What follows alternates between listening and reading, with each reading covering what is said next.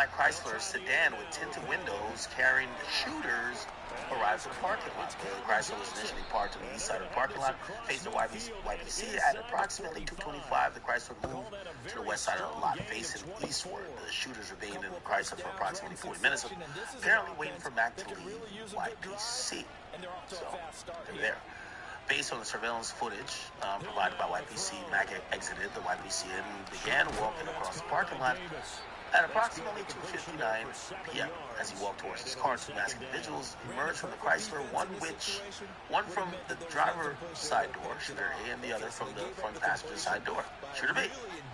They began shooting at Mac, who fled eastbound from the shooters. Based on the video surveillance, right, as well as information provided by the CPD concerning Mac's autopsy, and recovered evidence at and around the crime scene, shooter A pursued him on foot, shot him to death with a Ruger AR 5.56. Let's look how that looks. Ruger AR 5.56. So with the gun, that looks like this. Okay. Maybe saw it off a little bit, but, maybe. Based on the ring camera footage obtained from residents located on the 300 block of the West 110th place on Chicago Boulevard, after killing Mac, I believe shooter A fled eastbound from the YPC and as so he did. The ring camera footage captured shooter A yelling something to the effect of, "Marley! Yo, come on, Marley!" Gotta yell, "Come on," and name the person you're telling to come on after you've done a murder.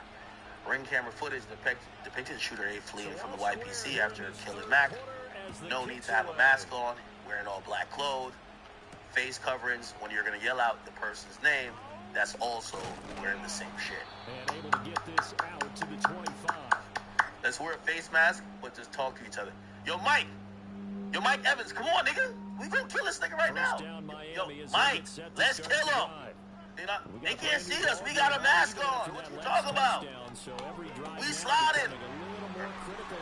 According to the records and information provided by CPD, Ruger AR 5.56 rifle bearing whatever was recovered in the backyard of a vacant residence. And they found the gun. Okay. They found the gun. They got you there. They get out there. They know the shell casings of that gun and the caliber in the autopsy. Like you're pretty much cooked. And also they have you on camera saying words. Okay, you're pretty much cooked. Then, according to the records and information obtained by the Bureau of Alcohol and Tobacco, so this is the ATF. The Ruger was purchased by individual B at Federal Firearms located in Atlanta, Georgia. Ooh. So somebody bought this in Atlanta. So they clearly, the feds don't play. They kick somebody door down. Motherfucker, who did you give this gun to because they just murdered somebody with? You bought it legally. They got the gun. You tell us or we about to get you in this murder. So they probably, I don't know if they told, but they probably made some excuse of, oh no, I lost the gun. I filed a police report. No, okay. Because they're listed as individual B. Based on the surveillance footage provided by YPC, information provided by the Chicago Police Department, information provided by Victim 1. Close the gate, close the gate. Okay, phew, that was close. Let's get these +6 troops. Nice, I can get the shotgun upgrade next, but the gate closed on me. I gotta destroy more enemies. Okay, the enemies are being... We'll figure it out. Shortly after the shooting commenced in the YPC parking lot, Victim 1, who was YPC's security guard, okay, so security guards also listed as a victim, stepped outside into the parking lot and was shot in the left leg. Okay, so they're definitely getting charged for shooting him, okay, by shooter B. So shooter A is this guy, skinny guy. Okay, he was called Marley, and then we now know Marley's this guy. He looked like Beer Flacco running down the road. He looked a little hefty. You feel what I'm saying? So this is shooter B. Okay, bet. So shooter B fled westbound on foot and looked like he's already out of breath. Come on, gang. We already know what it is. All right. You know what he's probably thinking? Stop calling my motherfucking name, nigga. Nigga, stop calling my motherfucking name. Right? By the way, interesting to note. Alright, we'll get to that. So, Montgomery is shooter A. Alright? And then Preston Powell, I believe, is shooter B. I guess, is his nickname Marley? Why is his nickname Marley? I don't know. Okay, so shooter A is AJ, which is Montgomery. And Shooter B is Preston Powell, named Mark, against Street. As discussed in more detail below, I believe that Montgomery is shooter A, and according to reports by the CCD, Chrysler was reported stolen around January 28, 2022, so they stole it a week before. Okay, according to the records and information provided by CPD during the search of the abandoned Chrysler shooting, law enforcement recovered subject one's phone in the front seat of the car. Okay, oh wow. If you're gonna do a murder, hey, I gotta clap it up for this guy. This guy's he's smart. If you're gonna use a stolen car to do the murder and you have your phone on you that's tracking your location, getting calls and sending messages, of course you should leave your phone in the stolen car after you run away from the stolen car. I would say he's an idiot, but if everybody knows my boy left it on the charger, he's at least getting his battery time off. Salute to that man. My boy left it on the charger. That's a real nigga right there. Real nigga shit. Can't even. My boy left this shit on the charger. And look like, is it Dunkin' Donuts coffee? You gotta get some coffee before you clap it in. That's a fact.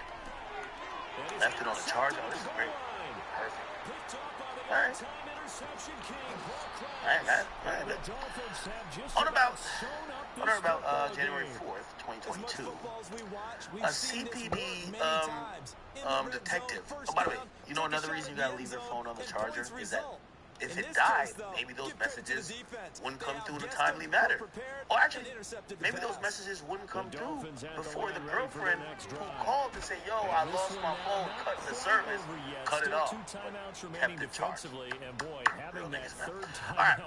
On or about February 4, 2022, a CPD detective applied for a search warrant for subject one phone in the Circuit County Court of Cook County. On the same day, the Circuit County Court of Cook County, they issued a search warrant for the phone, and this is the case number. Based on my observation of CPD personnel, CPD has executed a warrant for subject one phone, but had been unable to get into the phone. And I told you sometimes it takes a while for them to get into the phone. FBI since executed a search warrant for subject one phone, and is still attempting to get into the phone. So they haven't fully gotten into it yet. So this is why they're also, you know, they'd rather just hit AT&T than AT&T can provide just the phone, the messages, right? According to records and information provided by Apple linked the account. So Apple won't give you access to the phone, but they'll give you the IMEI number, right? So they gave the IMEI number, which is associated with this phone number. So they're subpoenaing AT&T and Apple. They get IMEI, which is like a device code from Apple. They get the any data and forward correspondence or phone calls or whatever that's going to go to the phone. They get it from AT&T, but they can't get into the phone itself, right? So it's showing that, bro, one thing Apple does good, Apple tells the feds, tells all police, fuck off. We're never going to open a phone for you if it's locked by that person.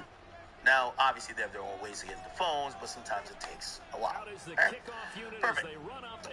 So it was here, secondary email address of here, and it was the residential address of here. Then FBI received the Illinois State Police Division of Forensic lab report, and the lab report said there was DNA match between a biological material recovered from subject one's phone in Montgomery, basically fingerprint or DNA that he left on the screen. If you ever use your phone, you person like the oils from your finger that naturally generate your phone, shit, could be a hair follicle, could be sweat, could be spit. Niggas, you know, niggas be like, man, fuck you, bitch. Like, all your spits lather in the phone. But when the police get your phone, they'll be able to get some DNA off of that. So they did a forensic report. They probably swabbed that nigga's mouth or some way got his DNA flashed to the phone. Nigga, we know you were shooting the phone. Again, I keep telling you, you can't beat the cops.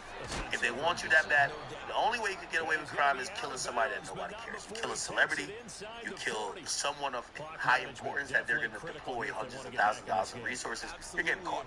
You kill some random bum in some random city that just doesn't have the manpower to solve it, you'll probably get away for a while, okay? But in most cases, if it's like high profile, fuck it up. It's too much, right? So they identified that this nigga had his phone by fucking DNA. Like, come on. Again, I know most of y'all think y'all could do like perfect crimes. Bro, they're using your DNA to prove you use a phone. Like, my nigga, like, you can't even see DNA. Like, come on, bro. Like, you can't do crimes no more if you want to not get caught. All right, man. Cool. The listed subscriber for the phone was individual C. Okay, and blah, blah, blah. Anyway, let's keep it going. So, 3 minutes later, approximately 2:25, and approximately 44 minutes after the murder, individual C contacted AT&T using this number, reported that subject one phone had been stolen. Individual C is listed for blah, blah, blah, and yeah. Cool. 67 yards. The Dolphins have pretty well put it away here in the fourth quarter. And I think that seems like the girlfriend, right? Individual C? Has to be. FBI conducted analysis of the contacts between this phone and subject phone 1. Okay, so basically, so they essentially identified what phone was contacting the phone they found in the car on the charger. They realized that one of the phones must have been had by the other guy that was the second shooter, and now they're kind of tracking or trying to decode what the fuck they were talking about, and this is where they're busting open the case, because of course, if I kill someone after being paid, to kill someone, 3 minutes after the murder, while the police are rushing to the scene, the first thing on my mind is for me to hit up the other murderer, even though we ran separate ways, and ask him, when is the guy who paid us to do the murder gonna pay us for the murder? That sounds accurate, right? And that's exactly what happened, my people. So on about April 26th, law enforcement interviewed individual C. During an interview, individual C identified her. Okay, so I was right, Montgomery's girlfriend, and also verified that that phone number was hers. Again, no matter how great you fuck her, you could give her 15 kids. The moment she sit down with the feds and they said, we think you helped plan the murder, you're going down too. Your dick ain't that good. She's gonna say, I don't know what's going to happen. That was my phone, but I had nothing to do with it. Okay, ain't no holding it down, and that's exactly what she did. She identified that she was the subscriber, and then and that number was her number for years. Individual C related that AJ, so the girlfriend said AJ, right, is a criminal. Of course, the girls are gonna tell. That dick ain't that good, okay? You know, when the niggas get smoked, the girl cries for about, they cry at a funeral, they cry for a little bit more, they get some more sympathy on Instagram than a rich nigga slides in the funeral. Then later on we find out maybe that was a blue one. Fuck that nigga, man. On to the next thing. So anyway, this chick gets interviewed. She realizes she's probably facing some criminal charges. Your fucking phone is found in a car, stolen car, that was used to commit a murder. You're probably gonna get charged. She's like, oh no, como estas? Like, I'll snitch on anybody. So they say, all right, who are these people? She starts spilling the beans. She says, yo, AJ, he's a criminal and a felon. Shout out to the woman out there. Individual C related that she knows AJ having convicted, so she's testifying to that nigga's. You know they could look up his criminal history. They're getting her to talk. Probably give her a nice little burger. Probably, you never know. Maybe some Chick-fil-A. Could even be some Chipotle. You never know. American Deli. Word to got her doing good up in that motherfucking interrogation room. She's over here like, oh, that nigga a felon. I said, how you know he a felon? Man, I know that nigga was, she said she knows he was a felon because he was convicted before for UUWs, meaning unlawful use of a weapon. Oh, he been a shooter. That nigga been shooting up mad people.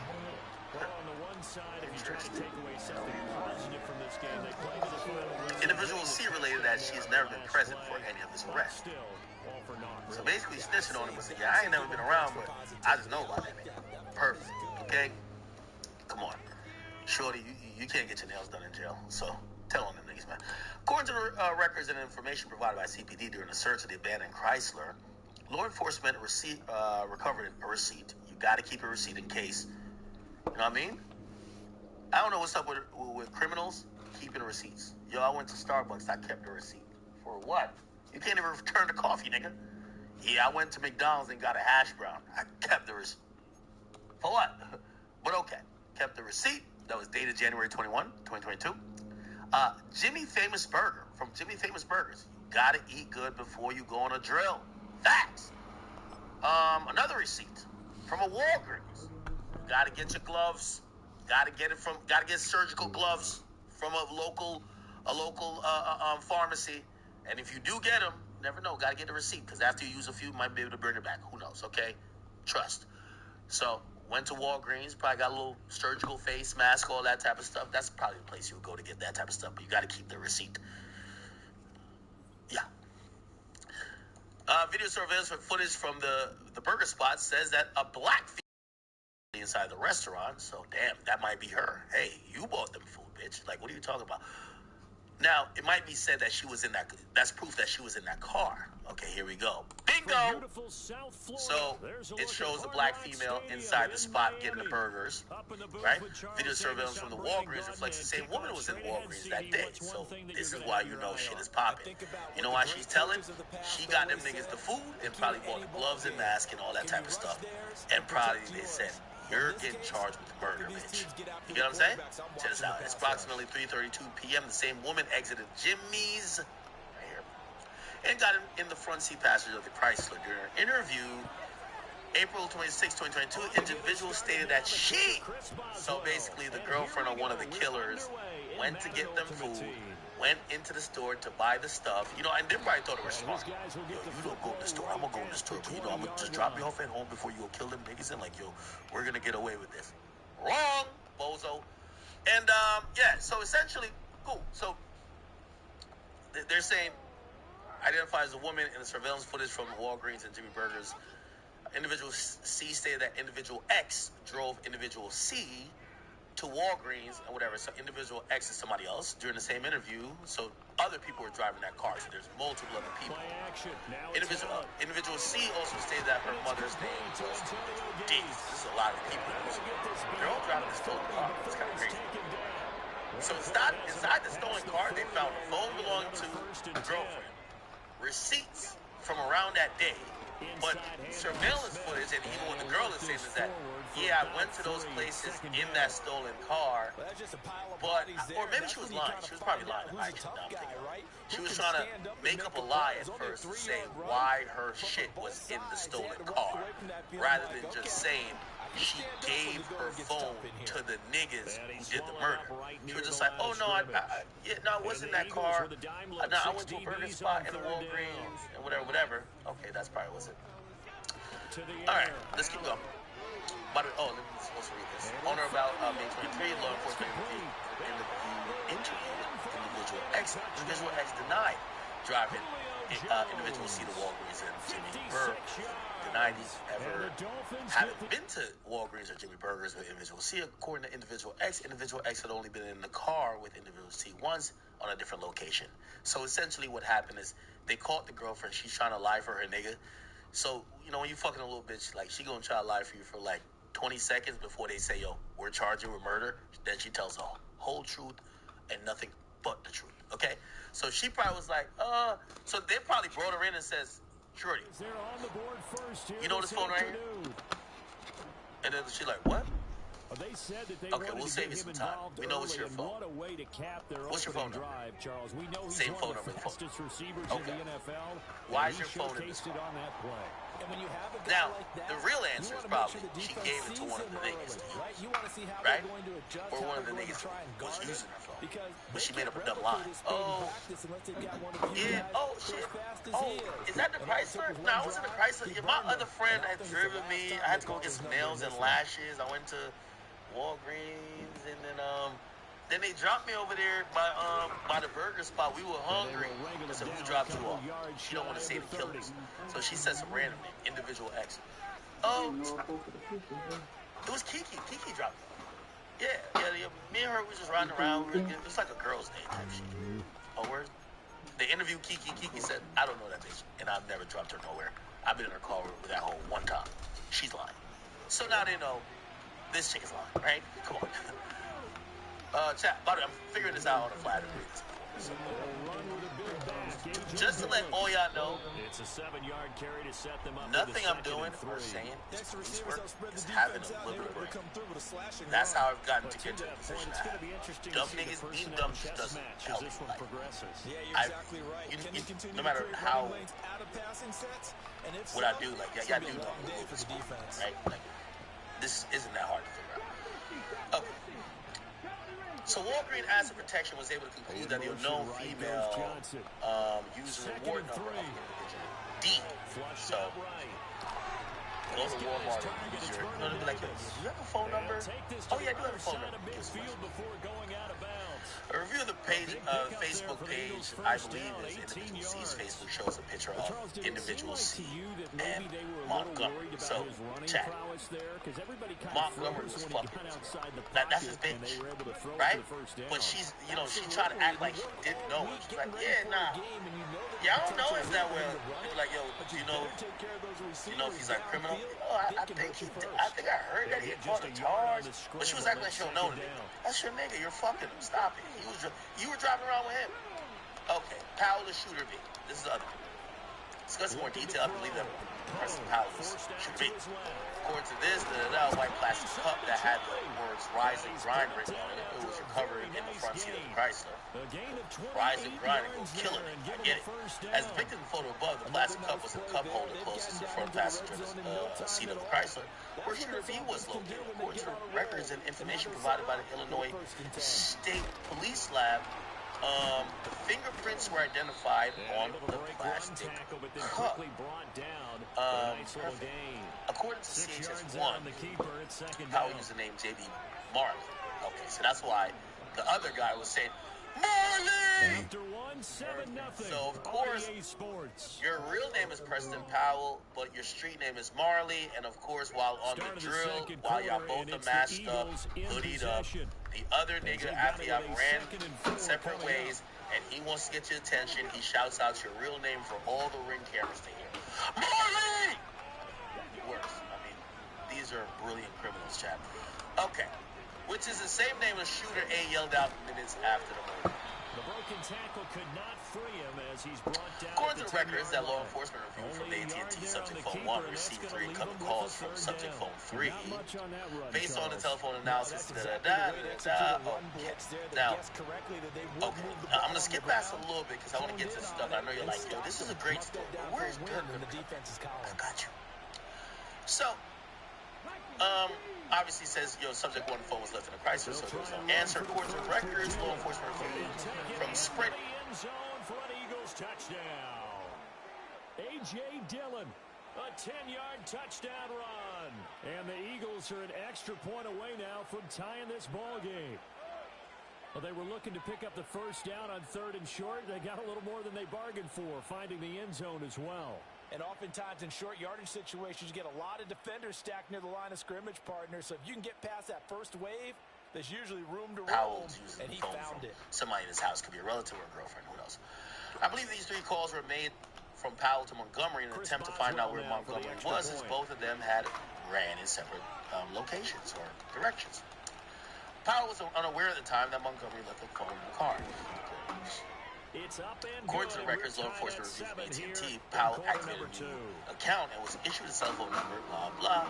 5 days after the murder, and he used his name for this new phone and used this address, okay, the telephone number, blah, blah, okay.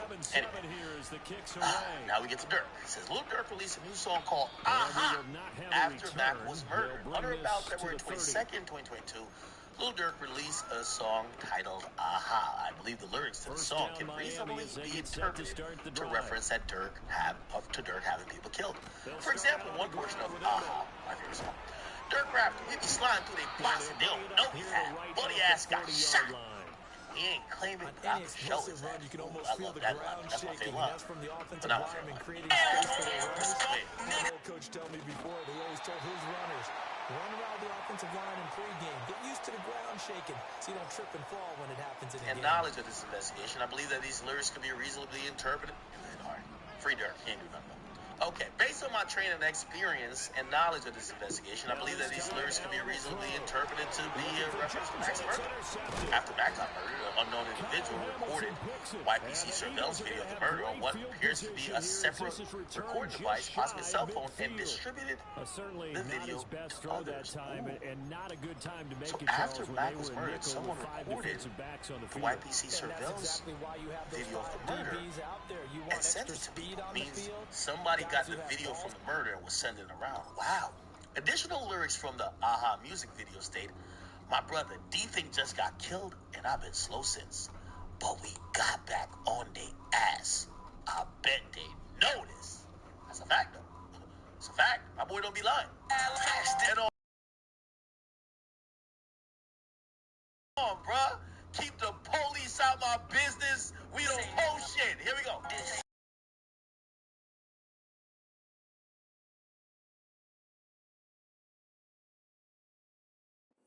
Understand what the passing game can do, and gives them a chance This is to innocent react shit. and make a play on Real the talk. football. Anyway, and they take one of those away. we got back on the ass. I think they know this. So I believe this lyric is a reference to the paragraph above related to Max murder. The reason stated. Further below in section 2, in section 2M and 2N, describing law enforcement's review of jail calls and social media posts. Here we go. Montgomery and Powell may have exchanged text messages concerning payment for Max's murder using subject to his phone. On or about February 19th, Montgomery was arrested by the Illinois State Police after fleeing in a stolen vehicle. According to records I reviewed from the New Lenox Police Department, Montgomery's phone was inventoried by the Illinois State Police when Montgomery was arrested. The phone recovered from Montgomery was an Apple iPhone 12 Pro with a telephone number this and IMEI number this. AT&T records for the phone revealed that the device was activated on the 2nd under an individual who seized AT&T accounts, the girlfriend of him.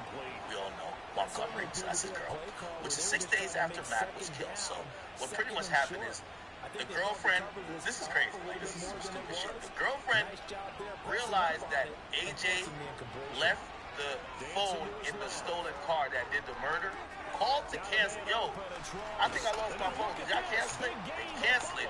And then 6 days later, she calls and get a new phone and gives it to the same nigga, which is her boyfriend, who did the killing. On about March 3rd, a detective from the New Lenox Police Department applied for a search warrant on the phone. And on the same day, it was issued a search warrant. During the execution of the search warrant, law enforcement discovered a series of text messages between subject to phone and Powell 2 phone saved as contacts in subject to phone under Powell's nickname, Marley 2. The exchange of the messages that law enforcement discovered is check this out. I can't believe Dirk never hired these guys again, okay? If we're sliding, don't get me, but get somebody with a brain to hire the killers. So from Powell phone to subject to phone. What's up with OTF? The question is, how much confidence do you that would be the last thing I want you to say after you just kill somebody. Yo, it's good, OTF! Hear the other person say the Powell, which we believe is, which we believe is, so the person messaging Powell, we believe is AJ, so we believe it's AJ and Powell, or AJ and Marley, okay? What's up with OTF? Nothing. So Powell then says, what do you mean? They not paying? Then AJ says to Marley, yo, we waiting. He comes up here on the 17th. Then Marley says to AJ, yo, stand on that. Why you with Dirk and them? And by the way, I'm guessing, so check the dates. So they're asking about payment on the 10th of February, right? You see the next message is on the 17th of February. I guess they didn't get it. They'll break the huddle here and go for it. This is 4th down. He's kind of asking, why you with them? You know what I'm saying?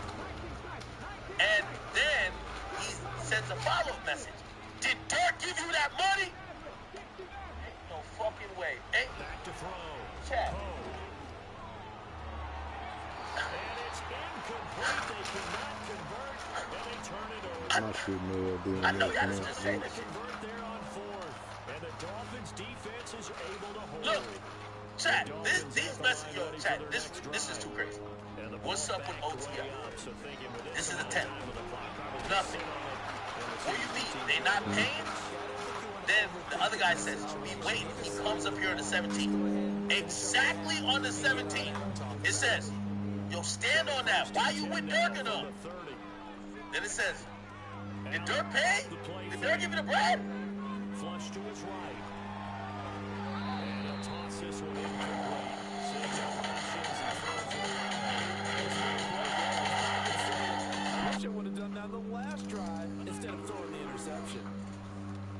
This is crazy, Chad.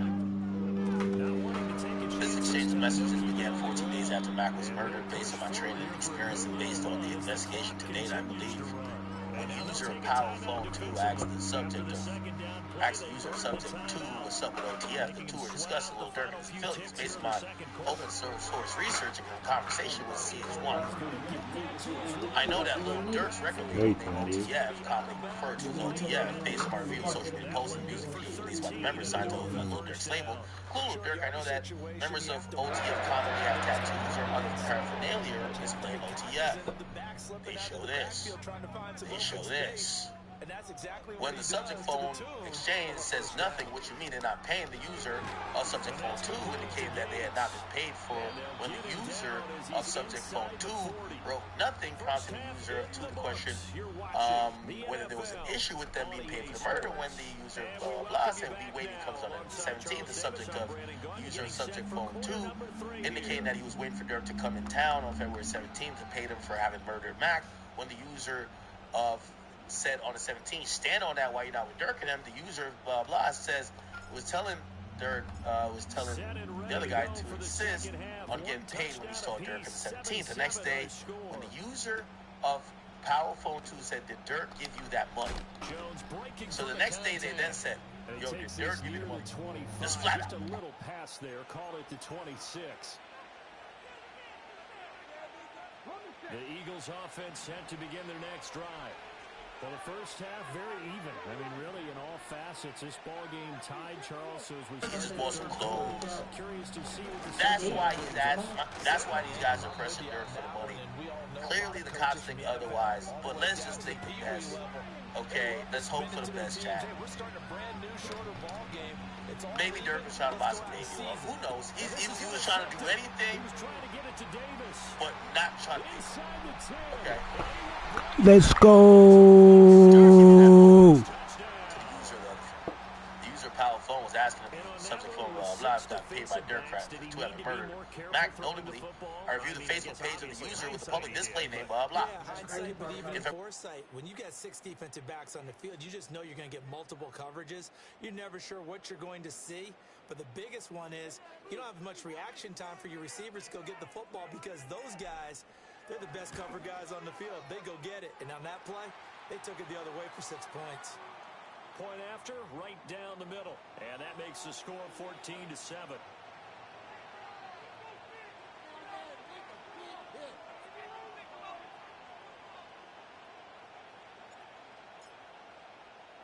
So they throw the pick six. They'll get another shot at it now as this one's in the air.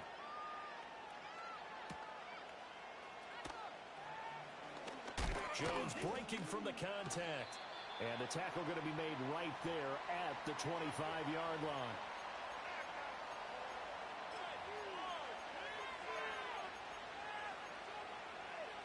Already at the line. Gilly, Philly offense Wallow, set to go. Lil Durk interview. How much he said? You gotta come. Hey, at least Gilly and Wallow could say, oh, it premiered then. Okay, it premiered in March, so he probably did it in February. At least Gilly and Wallow could say the fans, probably had a great old time watching this shit. There's a point where I think Wallow's giving some serious game, like, yo, bro, like, he's giving some serious game, and Durk was like, word. You remember this part? Gilly, Wallow, Warren, Durk. On the keeper, but it leads to a third Here we go. down. This is right. Search of 4 yards here. They keep going. And I'm telling you, man, I can name 20, 30 niggas and my homies is dead. I'm here, though. And I'm saying some shit that, like, this is documented. You know, I got a TED Talk. I forgave my brother's killer. And I'm saying it to say this. Nigga that killed my brother. My brother died in my grandma's arms. That fucking house we grew up in. He shot my brother. He ran to the house. He died in Nanny home when she opened the door. So I'm telling you this. These niggas in the background is looking hella deep. They're like, bro, we don't know that experience. We killed niggas. The niggas in the background with all the ski masks and shiesty was like, yeah, that's cool and everything, Wallow, but we don't know that experience. We do the killing over here. Real shit, man. If I ain't let that shit go, I won't be right here today. I'm gonna be here. My niece and my nephews, man, they won't be. The irony of all of this, according to the Fed's timeline, Dirk had allegedly already paid niggas to slide for his brother a month before. So Dirk is like, maybe I can let it go now. I ain't gonna lie. It's much easier to let the beef go when you want, right? Yeah, them niggas dead now. Yeah, nah. And he's got another first down as he's brought down at the Dolphins' 28. That gain on third down, good for 28. So now 1st and 10 as they crossed into Miami territory as they've got it to the 28-yard line. Oh, a great effort there. He's going to get this inside the 15, and they'll spot it at the 13-yard line. Nice run. But I had to leave. I had to let that shit go. When I let that shit go, nigga, I started to grow. I started to glow. And now I'm here today, and it was hard as a motherfucker, man. I'm talking about this my big brother, nigga. I shared the cell with him. I shared the bed with him when we was fucking kids. This little Steve. I'll tell you one thing. Look at Dirk. Dirk was like, man, I don't got no problems. The niggas who try to kill my niggas, them niggas is 10 feet deep. Oh, you take care of his daughter. Man, about to go to school, take care of my nephew, take care of my mom and my grandma. Sure. Because I forgave my brother Killer, but you know, I understand. I understand what y'all want. Yo, I ain't gonna lie to you. With all due respect, did anybody think that Dirk was gonna forgive anybody? Yo, Dirk's like, yeah, I'll stop dissing FBG now that he's dead. I'll stop dissing FBG now that he's dead. Like, Dirk wasn't like forgiving niggas. The fuck? But I love all you young niggas in here. Now, I'm also saying this to call out the hypocrisy of fans. Because y'all be calling niggas who be forgiving people pussy. And it appears that Dirk stood on everything y'all niggas was saying. If this is true, we don't think it's true. I think Dirk's innocent. Mean that shit. Love you niggas, man. And I hope y'all make it out. I hope y'all make it the fuck out. Look at this nigga's face back here. Like, yo, is this nigga crying? Look at his face right here. Love you niggas, man. And I hope y'all make it out. I hope y'all make it the fuck out, man. You look like y'all hear this nigga? Yo, we trying to kill our odds. Yo, niggas gonna die over this shit. I'm like that. I'm really him.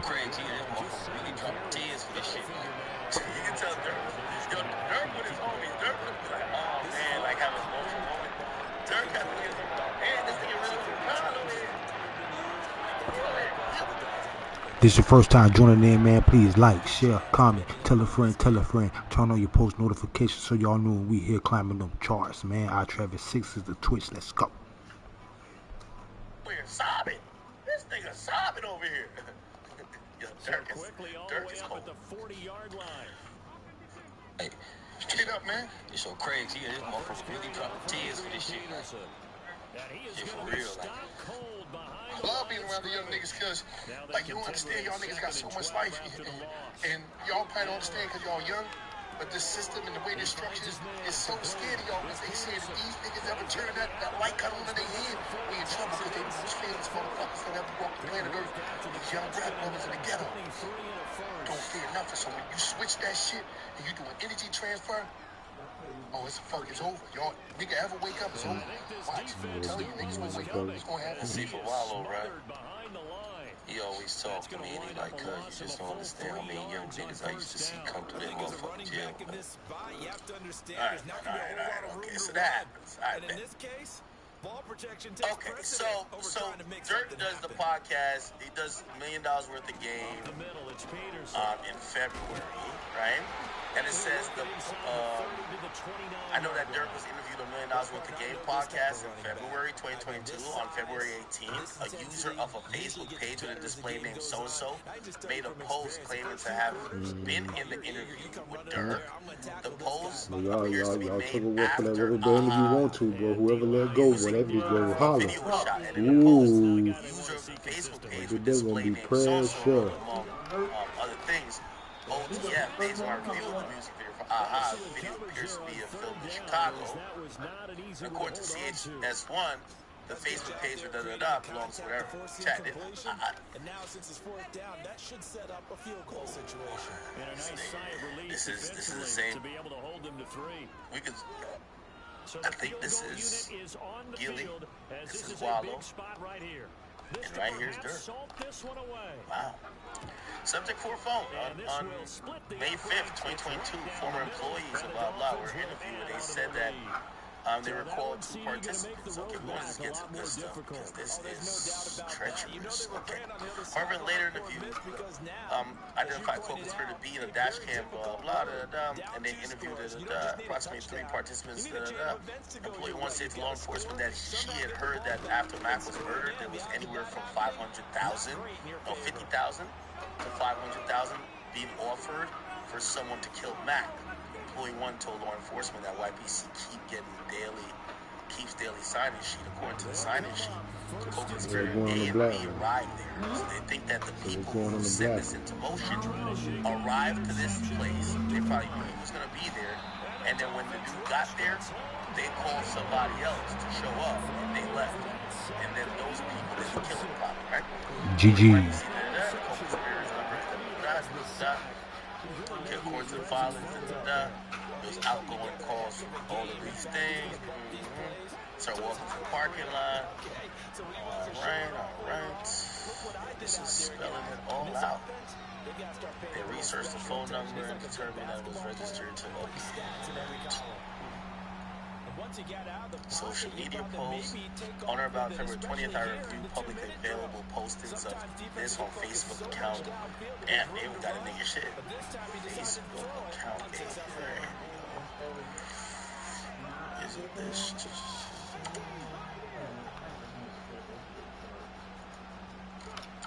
Now on 3rd and long, they'll look to throw. Able to find Jones.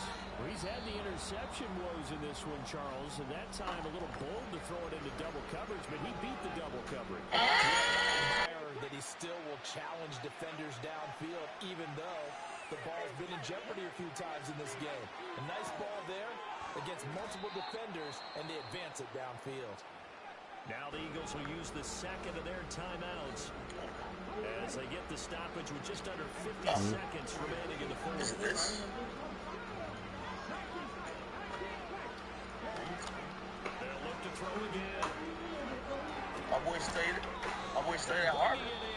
Seems like a smart guy. Yeah. The Eagles will take their 3rd and Alright, final anyway. timeout as the clock will stop with And 45 based on seconds comparison of left to pictures go to in the game.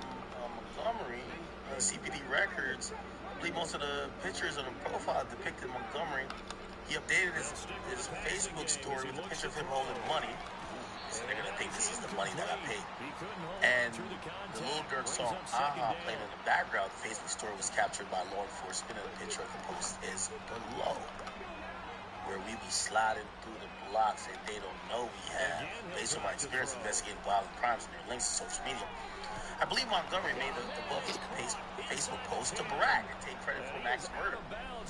And I believe that based on my training that Mac is playing Lil Durk's music and holding a large amount of cash to brag about the fact he was paid by Lil Durk to kill Mac.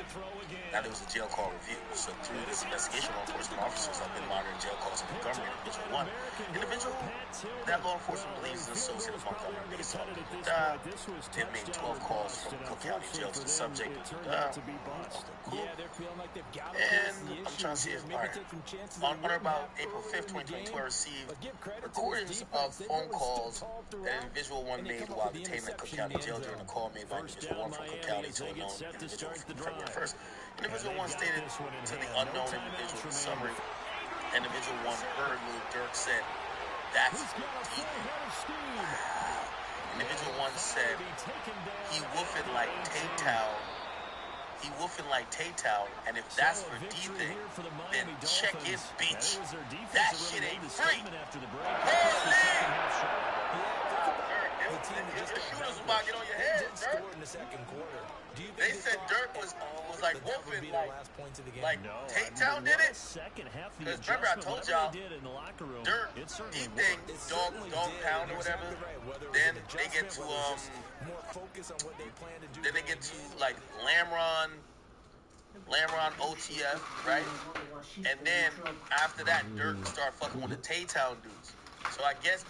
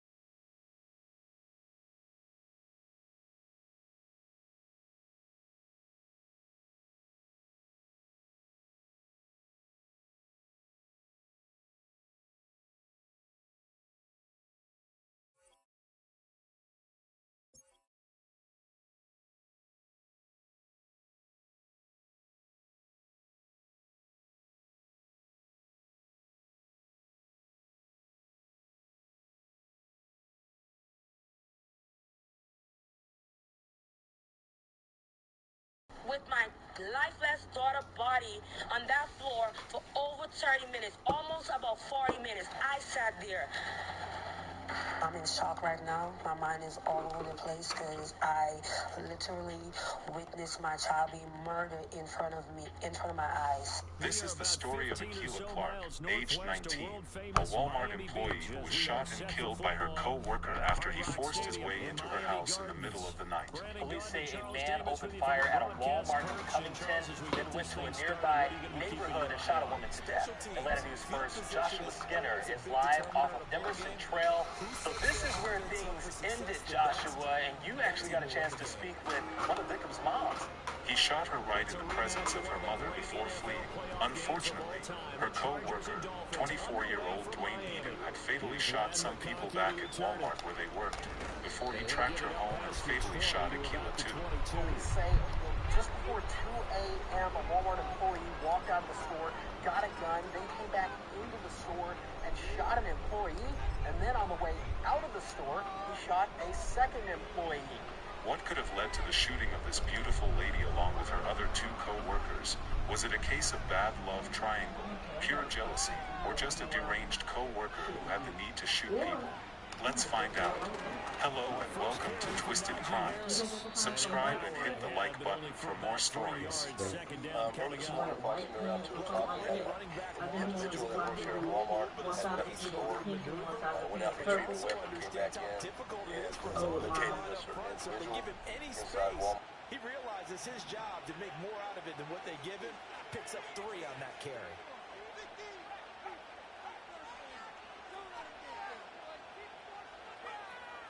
Harris going to get it again on second down. And he's able to take this one up to the 35-yard line.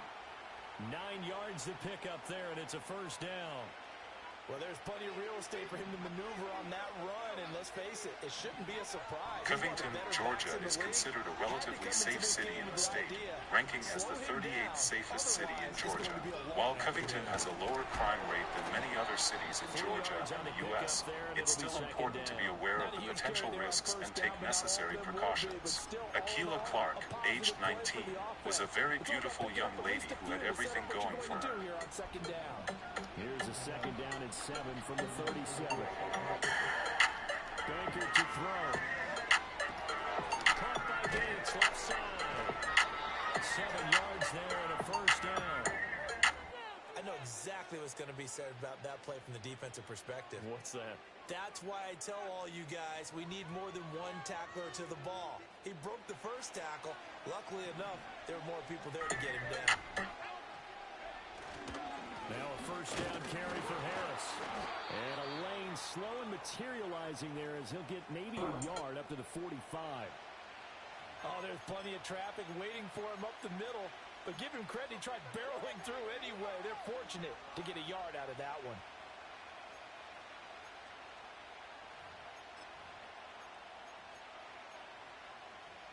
Now 2nd and 9.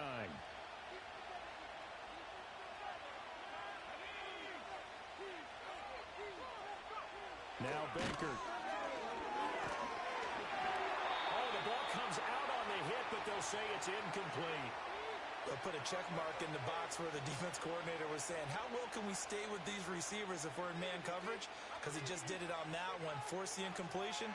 That'll allow him to get bolder with his pass rush, won't it? Absolutely. Frees up your guys elsewhere. Now play number 7 of this drive, but it's a tough 3rd and 9. To throw is Baker. Gates with a grab. And he gets this to the other side of midfield across the 45 before going out. That's good for a first down, his 2nd catch of the opening drive. We often hear the phrase sure-handed tight ends, and he certainly fits into that category. Plus, he's got a quarterback who knows to look his way when they need a big pickup. And on this play, he finds him for the first down. Harris running straight ahead. And they'll get him down after a pickup of 8, 2nd and 2. You often say that sort of opens the playbook now, 2nd and short. What do you think, early shot here? I like where you're going. Obviously, we've been together for a while because you know me. I want to take that shot early and loosen things up.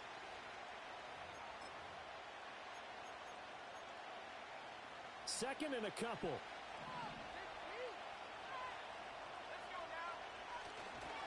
Here's a play fake as they set up to throw.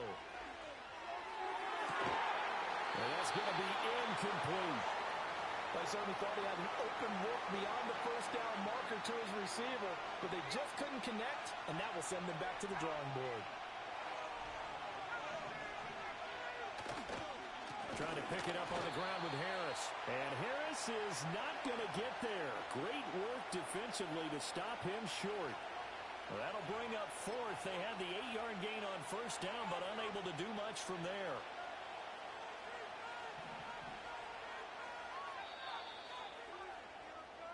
No score after 1 on EA Sports.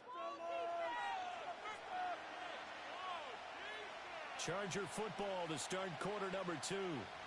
As they've got it with a 4th down coming up.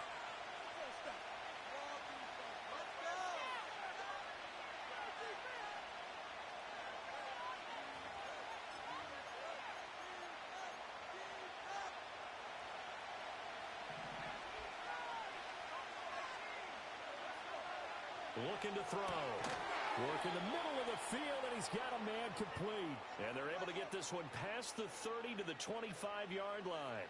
A big pickup of 12 yards on 4th down to keep this drive from stalling. So they get the conversion on 4th, and now from the 25, they operate with a 1st and 10.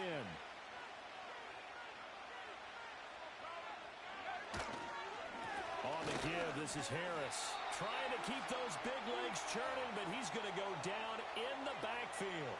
He'll lose a yard there, and it's 2nd and 11. An interesting and intriguing decision there defensively because they kept extra DBs on the field despite seeing the multiple tight end look that came out for the offense. I thought they were going to switch out of it. I didn't know if they felt they didn't have time or what the case was. Well, in any event, the extra speed allowed for great penetration as they stuffed that one behind the line of scrimmage.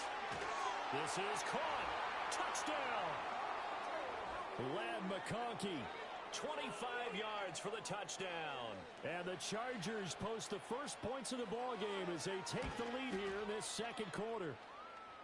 Extra point by Elam, up and good. And that makes the score 7-0.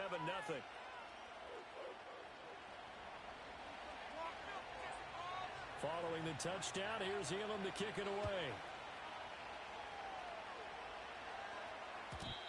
And not willing to risk a return. This ball's going to come out to the 30-yard line. So 1st and 10 now from the 30. Play action. Now it's Allen. Got an open man. That's David Njoku, the tight end. And he'll be tackled right on the chalk of the 45. They may want to go back to that one. First play of the drive, good for 15 and a first down.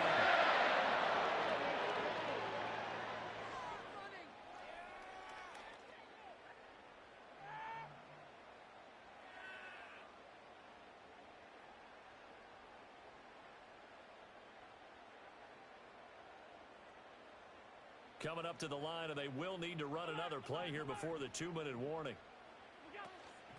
A first down carry for Smith. And he'll be brought down at the 50 after a gain of about 5. Here's a 2nd and 5. From midfield, here's Allen. That one out wide and intercepted. Picked off by Juju Brents. And the Chargers are going to get the football here at their own 40-yard line. The Charger drive about to get going. They'll start at the 40, so great starting field position following the interception. They'll start the drive with Harris. And he'll fight forward on the straight-ahead running for just a couple of yards, 2nd down. Well, any lane that might have been open there was closed pretty quickly, and that was because the defensive front, they won that battle at the point of attack at the line of scrimmage. They used great leverage, held their spot, and About what happened earlier.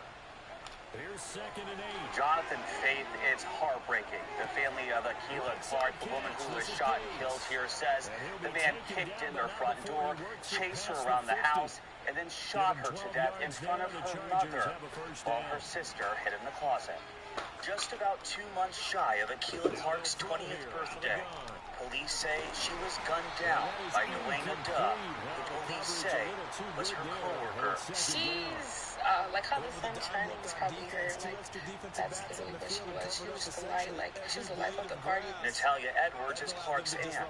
She says that's a Dubb shoe print on the front door from when he kicked it in before going into the home and shooting her niece. And he came in her room and he went for her. Like he walked right past my sister. He didn't even look in her direction. He didn't say nothing to her. He didn't point the gun at her. He didn't try to hurt her. He came for the target and he got his target, unfortunately.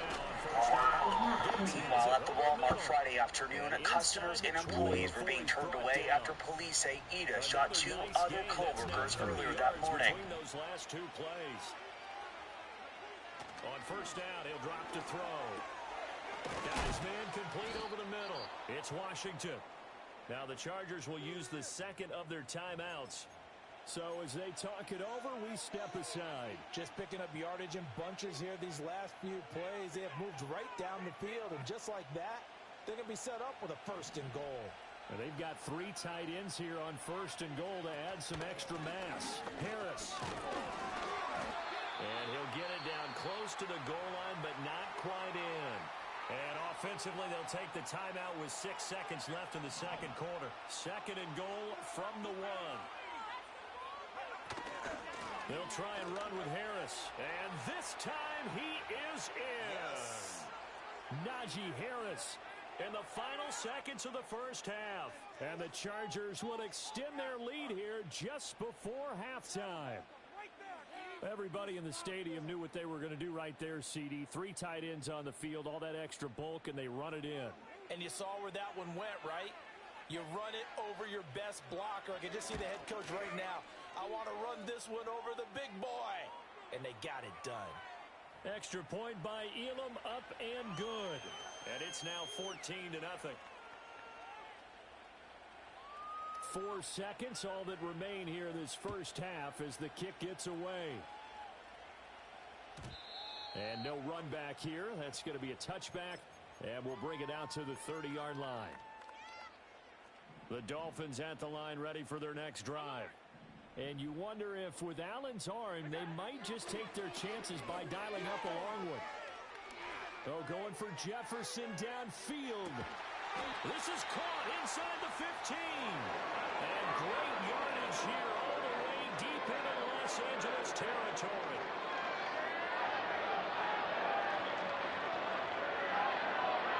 So we've hit intermission. It's halftime. This is the NFL, and it's a presentation of EA Sports. Welcome back. Charles and I settled into the booth ready for quarter number 3. A 2-touchdown game, 14-0 the score as we get rolling again here in this second half. And we will not see a return to start the half as this will be a touchback.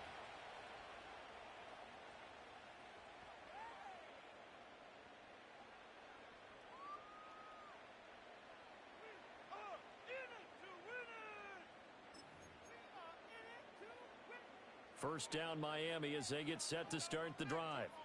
Well, the first half, they struggled a little bit to keep pace offensively, CD, down 2 scores here. So how do they make some changes coming out of the locker room? Well, they've studied what they did in the first half. They've seen what the defense is throwing at them. Now they want to have a point of attack against it.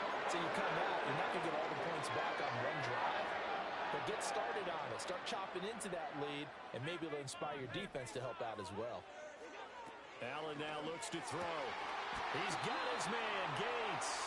And past the 35, he'll be dropped a yard or 2 shy of the 30. Another first down as he went right back to the same well, this time for 17 yards.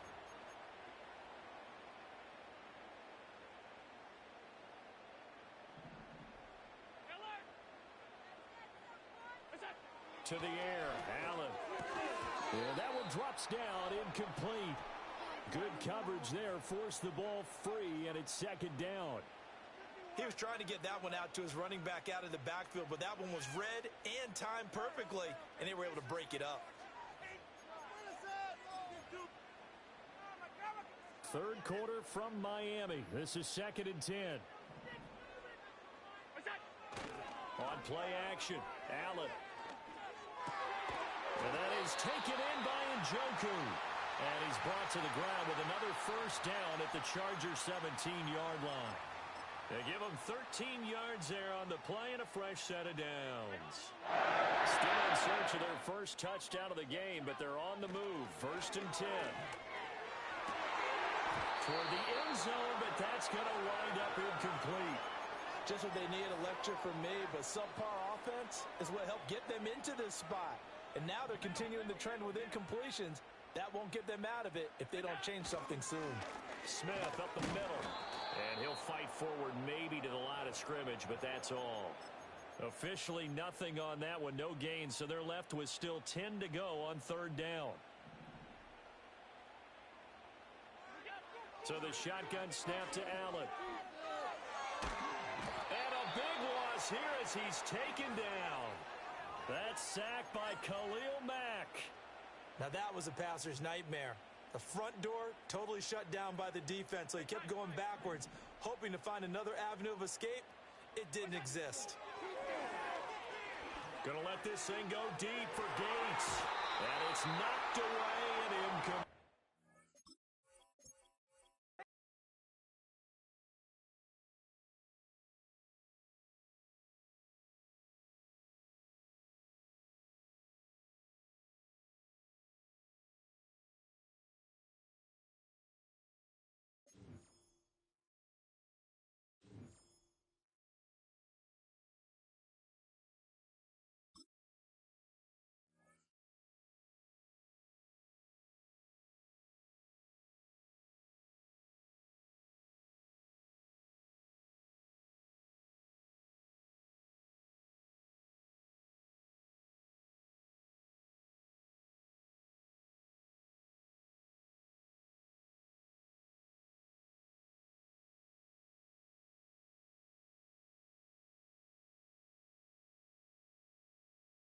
Well, even with all the buildings along the Las Vegas Strip and all the action here, this is one of the city's biggest attractions. Allegiant Stadium opened back in 2020.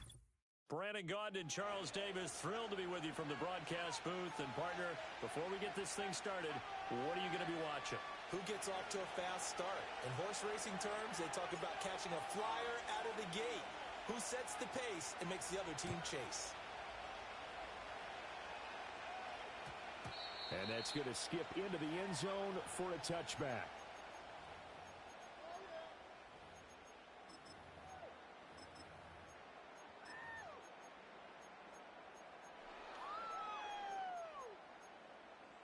Ready, set.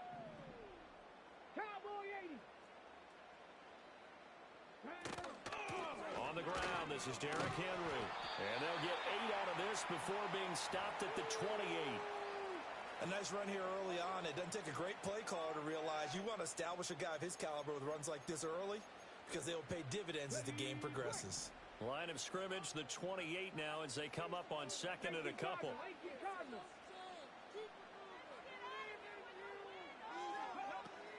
Again, it's Henry. And he takes this up to the 40-yard line before being corralled. Give them 12 yards that time at a Las Vegas first. And that's the big fella's MO right there. Running through tackles, keeping the sticks moving forward. This defense, if you don't bring 11 guys to the ball to try and get him on the ground, he's going to keep making runs like that. I feel the press box shaking every time he touches the rock.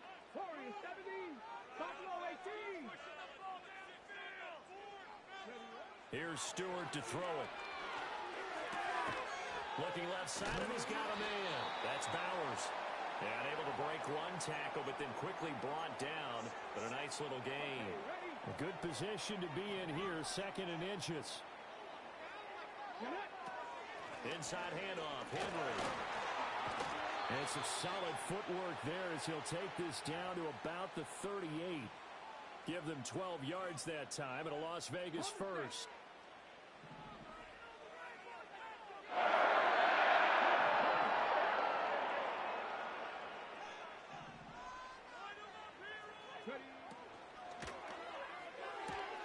Short throw caught by Bowers.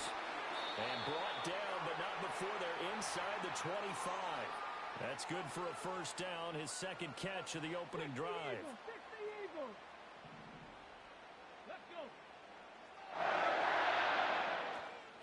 A shotgun handoff to Henry. He'll get this down to the 21, just on the edge of the red zone. He's had success on this drive, but not on this play. Finally, they bowed up defensively. I think they were determined not to let him take it pretty much all the way down the field. Yeah, it looks like they handled their run responsibilities correctly this time. What we call run fits, everyone was in the right place. 46 yards rushing for him already. A terrific opening drive on the ground, and it's a first down.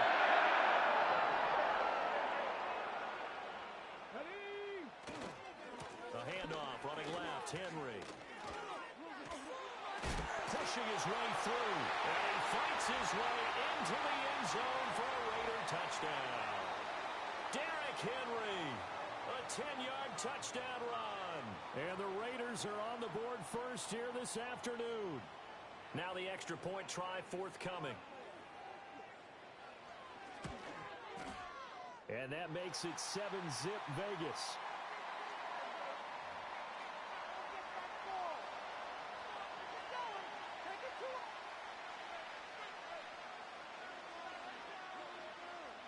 The kickoff team on the field now as they will send this one away. And Williams going to sit on this one. It'll be a touchback.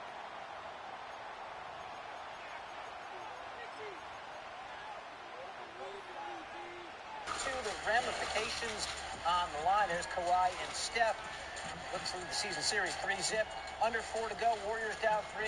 Steph's been dealing with a thumb injury, but he heats up late. Knocks that down, ties it at 103. Clippers then down 3. Kawhi. Contested by Draymond, no contest. Leonard had 33. Clippers within 1. Curry comes right back. Another triple. He led the NBA in threes made per game this season. Warriors by 4, but here comes the Bears. James Harden putting it on the deck and getting to the rim. Clippers down by 2. A minute left in regulation. Chris Dunn beats Zubats, who's been exceptional lately. He had 22 and 17. 15 straight double-doubles were tied. And then Kawhi, last seconds for the win. Now, not really close. We go overtime, tied at 111. In OT. Clippers by 3. Harden played 48 minutes over Jimmy Butler III. Harden, a game-high 39. Clippers by 6. Curry, not done. Comes peeling off the screen, knocks down another 3. He had 36. Warriors down 2. Then Harden throwing up the floater. Jimmy got it, but they called goaltending. Despite writing it down on my notes, I never give enough credit to the offensive line, and we have to here. The protection, that's what made this play a success. Quarterback had to wait for his crossing route to develop, and that takes a little bit of extra time. Excellent job by the big fellas up front. And forget about finding a lane. He barely had time to look up before he was planted in the backfield. So their task a little bit more difficult now. 2nd and 13 that they're walking up on. Now Allen. Steps away to his left. And he can't find a receiver, and he's brought down. Multiple players combined for their team's first sack of the game. 2 minutes on the clock, second quarter, 7-0 ball game. Need something from deep in the bag of tricks here after first and second down went backwards. It's third and very long. So they fake the handoff. Now Allen. And he takes a shot on the release as this will be incomplete. I think he had to unload that one before he wanted to. He was right up in his grill. I think he was a dentist there without a license, don't you? Just not enough time for the play to develop. Just lucky it wasn't a fumble, really. And his kick is absolutely perfect. And they are on the board, but still trailing. It's 7-3. So both teams come away with points on their opening drives. Now they still trail. They answered the touchdown with a field goal, but at least able to break that goose egg here early. And that is what's important, right? Because they didn't let that initial touchdown go unanswered. Took the ball themselves, moved it downfield, and put it through the post for 3 points. Game on. And he's going to be stopped cold. Good coverage there by the kick team to bring that return to an abrupt halt. The Raider offense set to get this drive started. And that last drive, it was all about the ground game, ground and pound. And I don't care how we're playing the game these days, offensive linemen still want to fire out and smack the guy opposite them and move the football on the ground. They feel better about that. That's what they want to do. That's how they want to play, and that's how they got it done. Yeah, and they got it for a touchdown last drive. Let's see what happens here. Stewart sets to throw. Looking for Sanders here on the deep ball. Oh, he had a man open. He overshot him. It's incomplete. Looked like they were set up defensively in a zone coverage, but somehow they found a seam because that receiver all alone. By rights, that should have been a touchdown, but somehow this ball's overthrown. And they'll get it up just short of the 45 at the 44. The Raiders going to use one of their timeouts as they'll stop it with exactly a minute to go before halftime. A solid run by Derrick Henry, and here's another 1st and 10.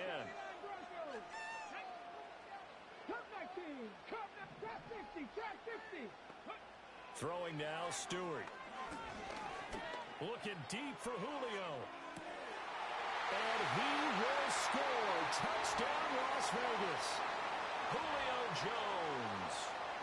56 yards. And the Raiders will extend their lead in the final minute of the half. Extra point right down the middle. And that pushes the lead up to 11.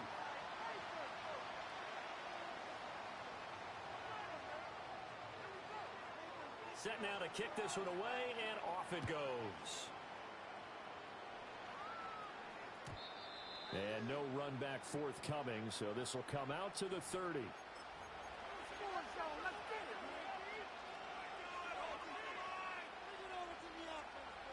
The Dolphins at the line ready for their next drive. And with a little under a minute remaining, they may try to put something together here just to try to cut into that deficit. He completes it to Julio Jones. Now the Dolphins going to burn the first of their timeouts as they get the stoppage with just under 50 seconds remaining in half number 1. A 1st and 10 here, and you know, if they could just get 3 out of this, something about whittling it to a one-score game at half that might provide a psychological boost. Throwing now is Allen. He finds Smith out of the backfield. And he'll go down, but not before getting this inside the 30. The Dolphins going to take their second timeout as they'll stop it with just over 40 seconds to go in the first half. Well, they showed a 5-receiver set, had the backfield empty, and lined the running back out to the left. Plenty for the quarterback to process both pre- and post-snap, but he was able to find his man, and it turns into a big play. Allen. This one brought in by Jefferson. He's tackled a yard short of the marker. Good gain of 9 on first down. Here's Allen to throw it. And this one right back into the hands of Jefferson. Now a timeout. 7 seconds left in the first half. It's all pretty simple sometimes, isn't it?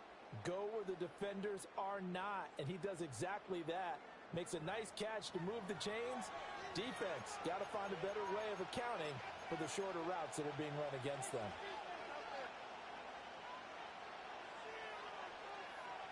First and goal, and they got to be thinking a chance to get right back into this football game.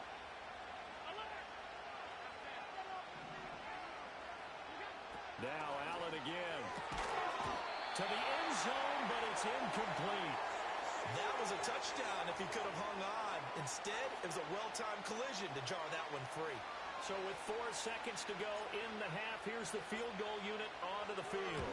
And his kick is right there. It's good.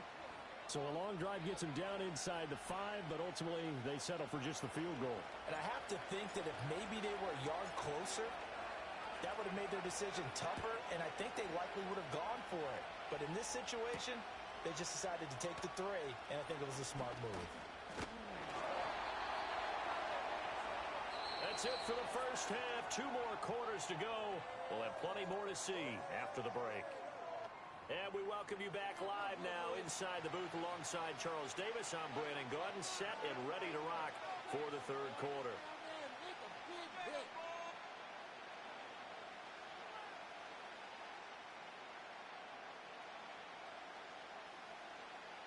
The Dolphins down on the scoreboard, but they'll have it first as we get going in this third quarter.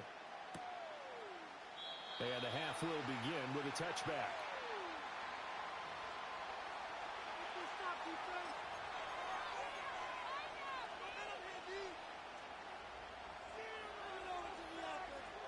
First down Miami as they get set to start the drive. And they do trail, but they have a chance to possess the football first to try and do something about it. And that certainly makes it something of an important drive for them, because is it going to win the game? No, but you have to do something to bring some life to your sideline.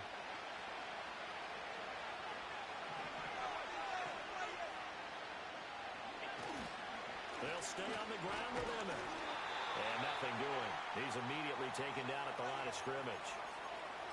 No gain on the play there. Second down.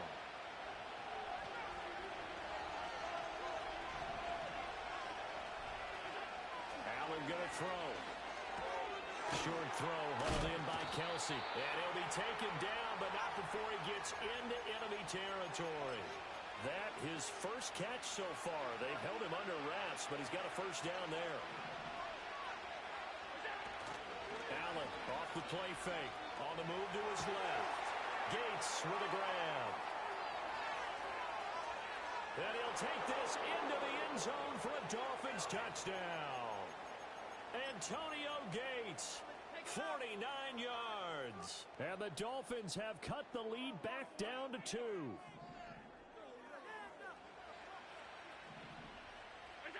Allen will try to throw for it. And they don't get it. They tried for the 2-point conversion there, but unsuccessful.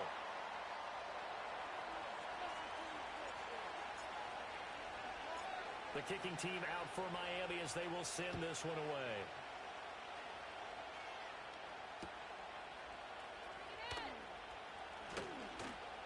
Oh, a good return up past the 30.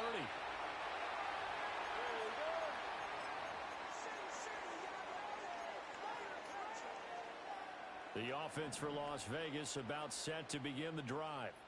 And maybe some renewed pressure on this unit following the touchdown a moment ago. It's back to a 1-score game. And because of that pressure, because it's now a 1-score game, they know this is where you need to slow the momentum change. Because otherwise, that could overrun your team. You've got to be careful right here. Ready up. Crack all 80. Ready. Running from the gun with Henry. And to the 36-yard line, taken down there after getting 8 yards. They'll come up 2nd and 7. 10th carry now for Derrick Henry. And he puts his head down and gets up to the 42 for a gain of about 6. Well, you certainly have to give a little credit here because they're playing this game now at their pace. This is ball control football. Sustained runs, taking their time, and making it work. And he's able to get this one out closer to midfield across the 45. A nice first down pickup on a gain of 6. A few moving pieces on that play because that was an RPO, was it not? It was, but one important piece that didn't move incorrectly, the offensive line. Because when you're running this play, as he continued down the line of scrimmage, sometimes the lineman can wander downfield. And if you're more than a yard downfield, it's illegal to throw the football at that point. But they held their ground, held their spot, and turned it into a nice gain. Second down, they go again with Henry. And good space to operate there as he takes this down inside the 35-yard line. 109 yards for him on the ground now as he has been terrific here this afternoon. Boy, where would these guys be without his performance on the ground? That puts him over 100 yards now for the afternoon, and I tell you, he seems to be getting stronger as the day goes along.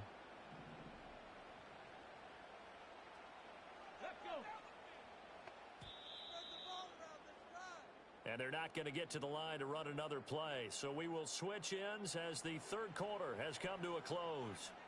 You are watching Madden Ultimate Team on EA Sports.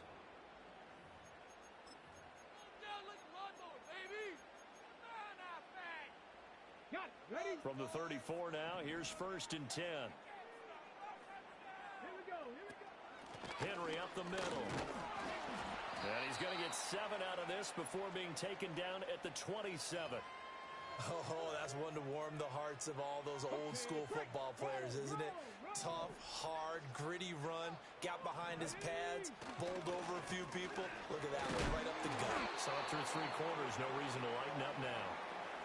Call it a gain of 3, but not enough to move the sticks. It'll be 3rd and about a foot or 2. Here we go, set. 70 Timberwolves. Short throw, caught by Barnes. And he'll take it into the end zone for a Raider.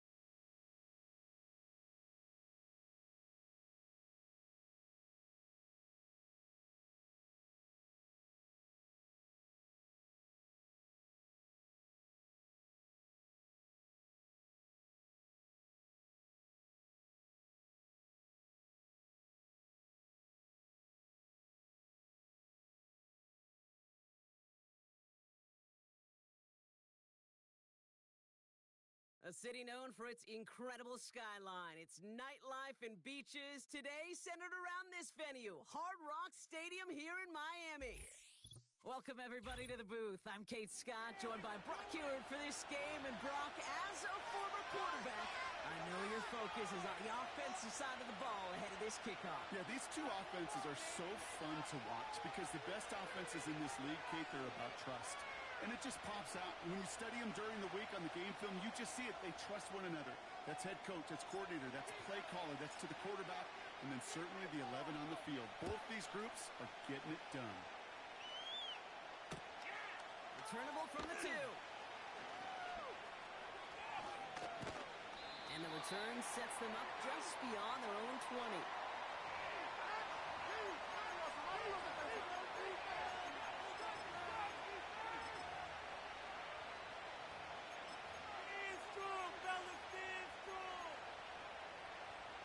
So their offense out now to get this game started. It's 1st and 10.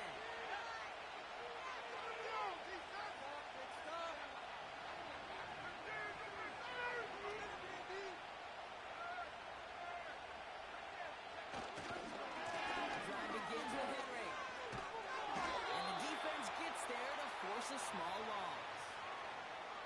Well, he was supposed to be the one who chipped away a few and got a new set of downs started right in rhythm. Instead, he's now forced to pick himself from behind the line thanks to a great effort defensively.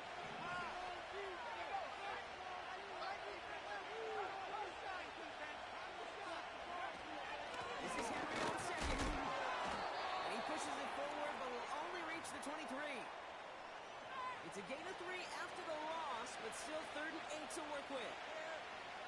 I think one thing you learn, Kate, when you transition from college to the NFL, not every run is going to be a big play. Some of them, well, they're just destined to end in a minimal gain, and some of them will set up that critical play action for later.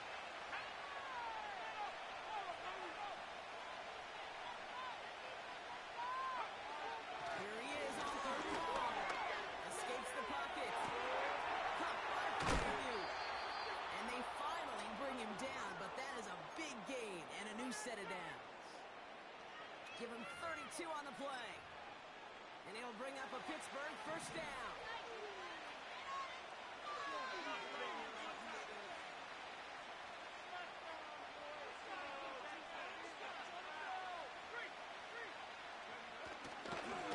Give right side to Henry. He's got a gain of 6 there. Giving that tackle to Kyle Van Noy. A nice 6-yard pickup. They're going to have 2nd and 4. That's a run that you'll take the result in the NFL every time. A nice play, a solid game, but it's also a run that you know and you may come back to. Because if you were that close to breaking off an explosive one, you really break the backs of the defense. On 2nd down, here's Henry again. A 4-yard pickup, and they're just inches shy as we reach 3rd down. An offensive group really hoped he was going to get it all right there, reset it back to 1st down, but instead, defense, they're not going to let anything come easy, and their fight is giving them a chance to stall things out. He's able to get this to the 32 before going down. A pickup of 2, maybe 3, but most importantly, Brock, that's enough to move the 6. That is your old school meat and potatoes call right there. Don't even think about throwing it. Just rush it ahead and get what you need. Offense already looking like they're at mid-game form. They've got it down to the 32.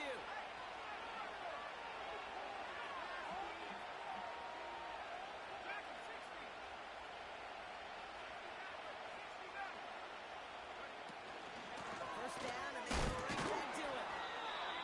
And they bring him down. Looks like he got it to the 27. First down play, nets him 5. It's going to be 2nd and 5.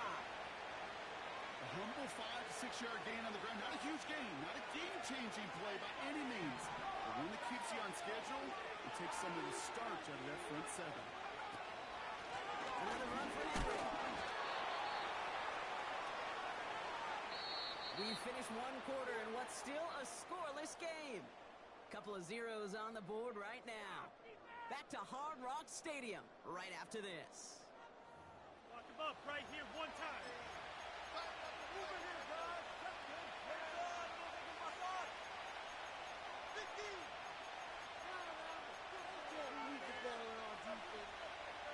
Second quarter, all queued up and ready to go.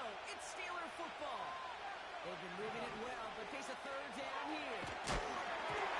Just got it away before the hit, but it doesn't matter. It's incomplete. 4th down coming up. Here comes Chris Boswell and the Steelers field goal unit.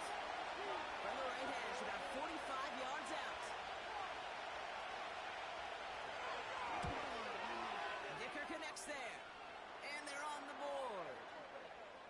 A dependable kicker, man. That is a coach's best friend. Saves him so much stress to have a guy he can really trust to go out and hit it from that distance consistently.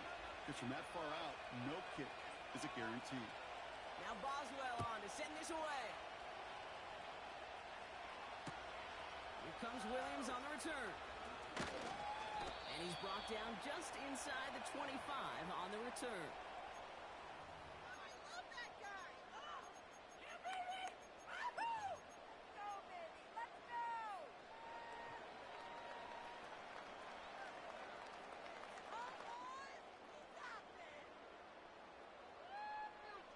The drive will start out with a 1st and 10. Out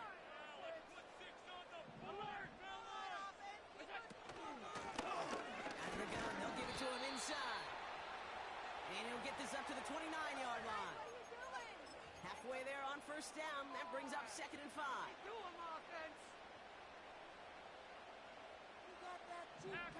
Half 85.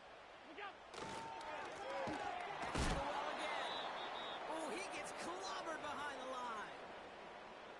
This is one of those those situations, Kate, where I watch the body language of the running back because it'd be very easy for him to raise his hands up, look to the sideline and his O-line and go, what am I supposed to do there? There was nothing, no time at all to try and escape and react. Instead, it goes backwards. That'll go for an 18-yard gain. And that's going to give the Dolphins a first down. New set of downs for him from the 46.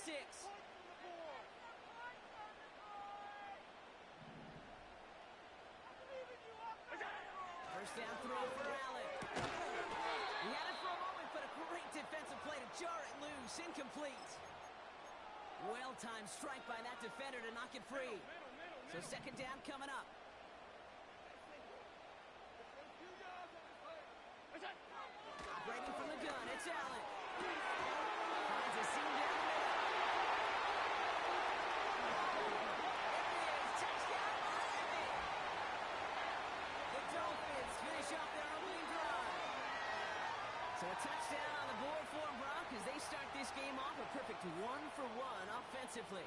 Yeah, I'm going to call that scripting for success right there. Can't do it much better than that. And listen, when you script these first plays, you don't always know who the targets are going to be. It's really then relying upon what the defense is trying to take away.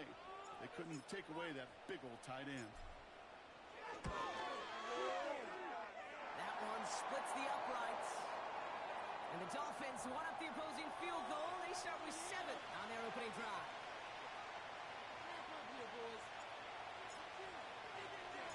On now is Dixon to kick this one away. What happened to me, but I got stabbed 9 times. Return starts at the 3. Good looking return here, and he's got room. And they'll start this drive in good position, a little shy of the 40.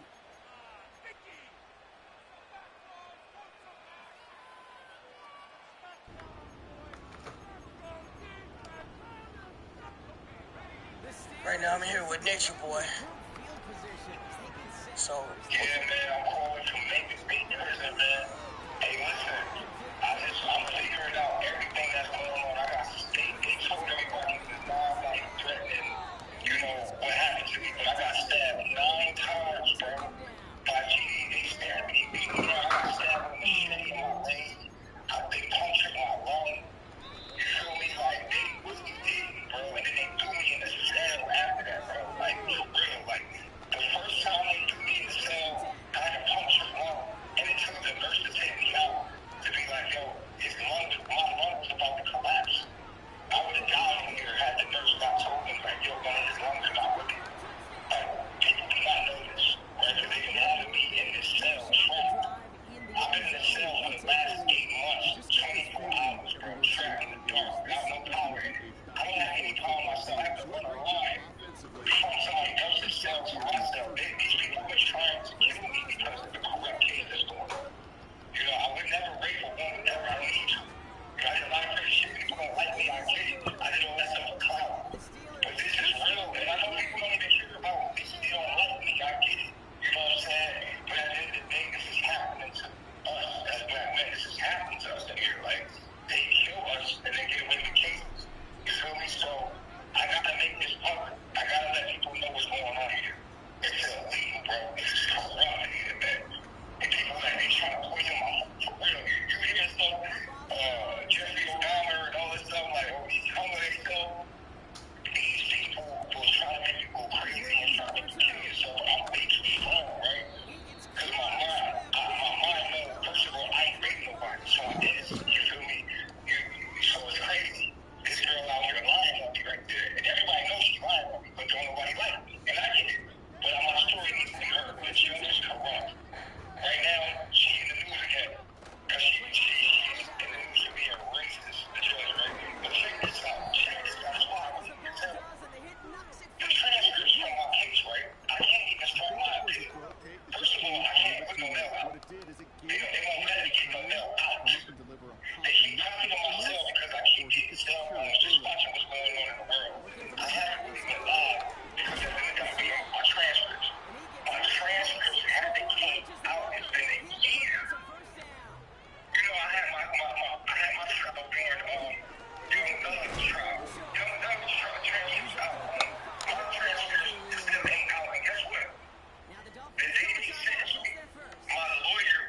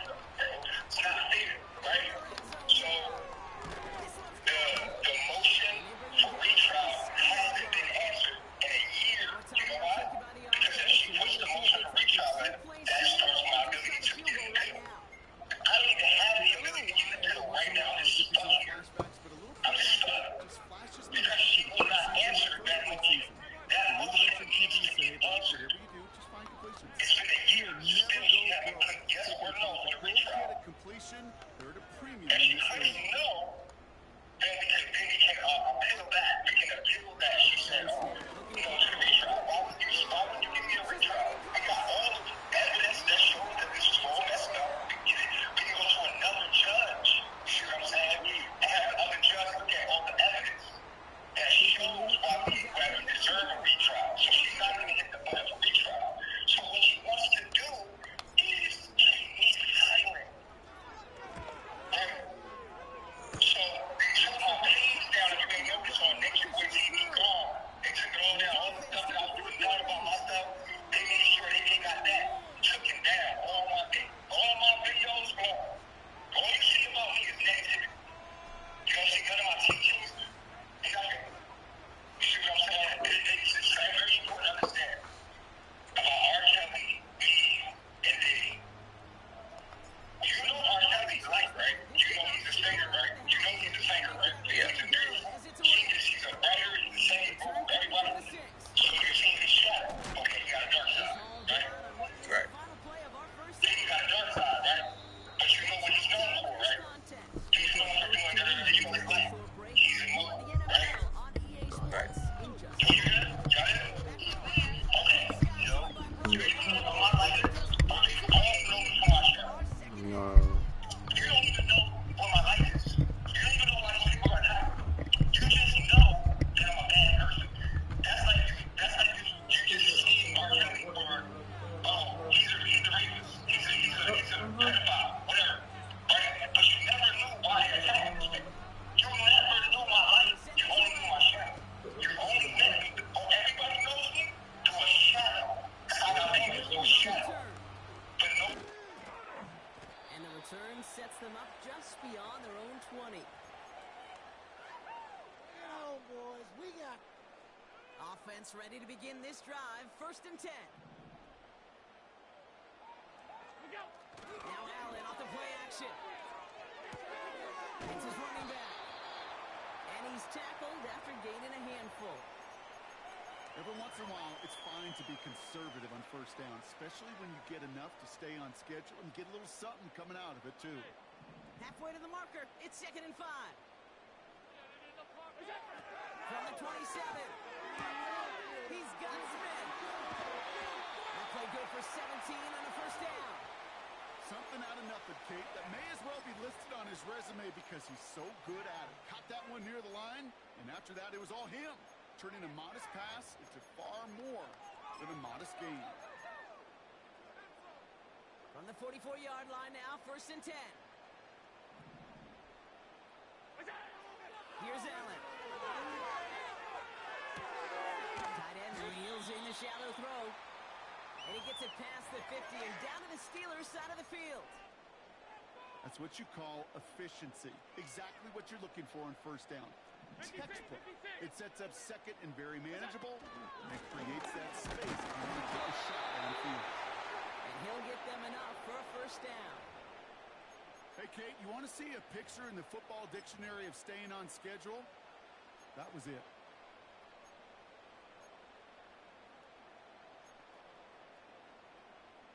Ball on the 45, 1st and 10. Shotgun snap, they're going to throw. As a man, Justin Jefferson.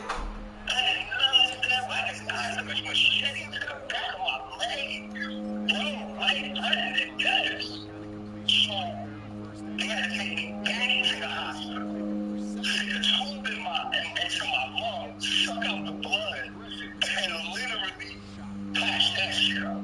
You see what I'm saying? And then stick me back in the cell. And I've been in the cell on a 24-hour lockdown, homie, in a cell with no power in it.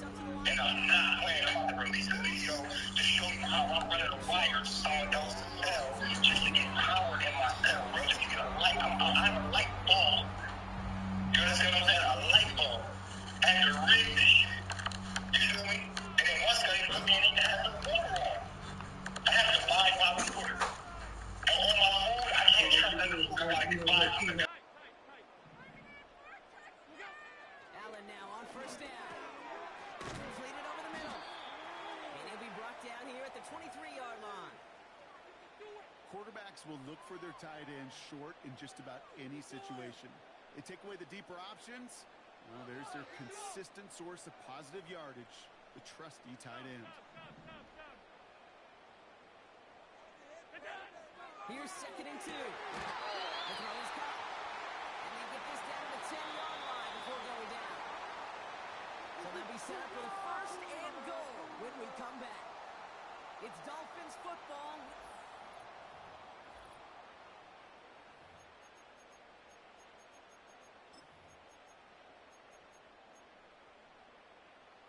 All set up for an insurance score here. It's 1st and goal.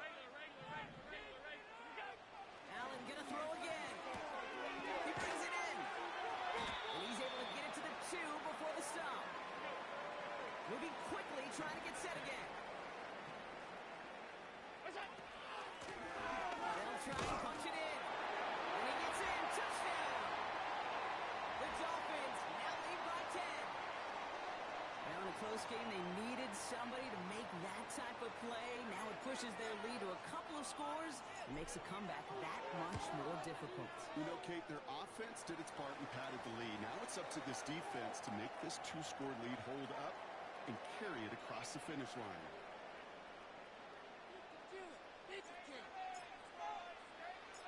On now is Dixon to kick this one away. Kickoff taken at the 3. And the return sets them up just beyond their own 20.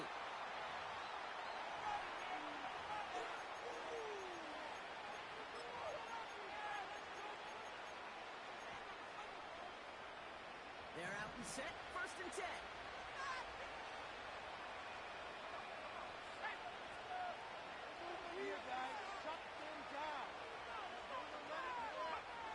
Throwing now from the gun. And there's a man there. It's intercepted. And the Dolphins are stopped a little inside the 30. He got in front of that one for the pick. Looked like that's the receiver it was designed to go to on that play, too. Yeah,